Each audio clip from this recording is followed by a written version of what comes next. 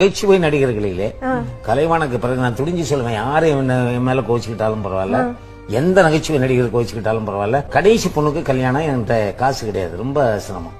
தம்பி விவேக் கிட்ட போய் ஸ்லோன்ல ஒரு நாடகத்துக்கு கூப்பிடுறாங்க, அது போனா எனக்கு ஒரு 50,000 ரூபாய் என் பொண்ணு கல்யாணத்துக்கு கிடைக்கும்.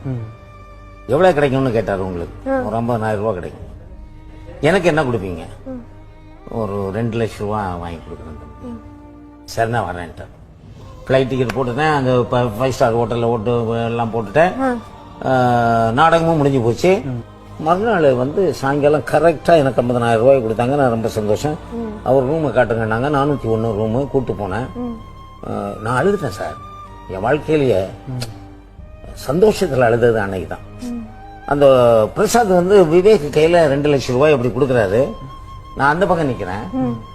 இந்த 2 லட்சம் ரூபாய் அவர் பிரசாத்திட்ட வாங்கி, அண்ணன் இந்தாங்க அண்ணன், இந்த 2 லட்சம் ரூபாய் வச்சுக்கோங்க, உங்க பொண்ணு கல்யாணத்துக்காக நீங்க கஷ்டப்படுவேன், நீங்களே உங்களுக்கு 50 ரூபாய் கொடுத்துட்டாங்களா, இந்த 2 லட்சம் ரூபாய் வச்சுக்கோங்க, உங்க பொண்ணு கல்யாணத்தை நல்லா நடத்துங்கண்ணே.